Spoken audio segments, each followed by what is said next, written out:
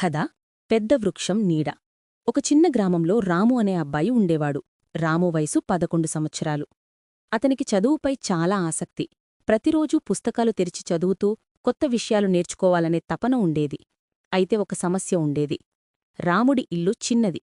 అందులో ఎప్పుడూ శబ్దం ఎక్కువగానే ఉండేది. అమ్మ వంట చేస్తూ పాత్రలు కడుగుతుంది. చిన్న తమ్ముడు బొమ్మలతో ఆడుతూ అరుస్తుంటాడు. బయట పొరుగింటివాళ్లు గోల చేస్తారు.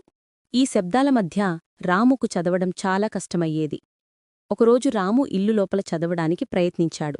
కాని తమ్ముడు పెద్దగా అరవడంతో పుస్తకం మీద దృష్టి పెట్టలేకపోయాడు. అప్పుడు రాము నిట్టూర్చుకుంటూ, అమ్మా, నేను ఎక్కడా ప్రశాంతంగా చదవలేకపోతున్నాను అని అన్నాడు. అమ్మ నవ్వుతూ, బాబూ, నీకు నచ్చిన చోట కూర్చుని చదువు, కాని చదువును మానుకోకు అని చెప్పింది. అప్పుడు రాము ఆలోచించాడు. ఎక్కడ ప్రశాంతంగా ఉండొచ్చు? అలా ఊరులోకి నడుస్తూ వెళ్లాడు. పొలాల దగ్గరికి రాగానే అతను ఒక పెద్ద వేప చెట్టులు చూశాడు. ఆ చెట్టు ఎంత పెద్దదంటే దాని కొమ్మలు విస్తరించి పెద్ద నీడ ఇచ్చేవి. గాలి సాఫీగా వీచి ఆకులు చప్పుళ్ళు చేస్తూ తియ్యని సంగీతంలా వినిపించాయి. రాము ఆనందంగా ఆ చెట్టు కింద కూర్చుని పుస్తకం తెరిచాడు. అక్కడి ఎటువంటి శబ్దం లేదు. కేవలం పిట్టల కిలకిలలు, గాలి శబ్దం మాత్రమే వినిపిస్తున్నాయి.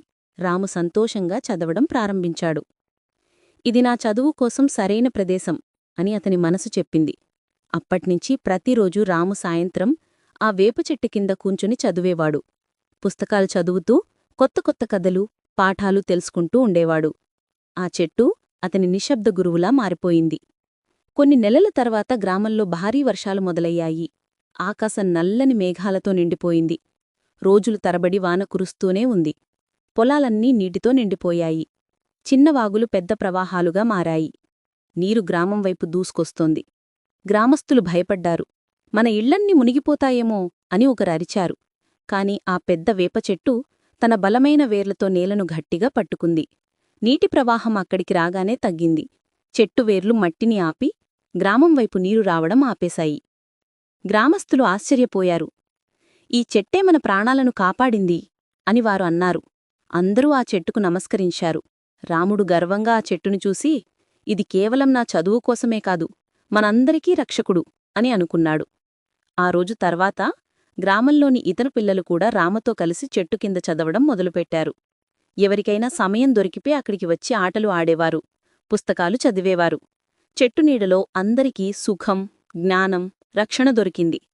నీతి: ప్రకృతిని కాపాడితే ప్రకృతి మనల్ని కాపాడుతుంది.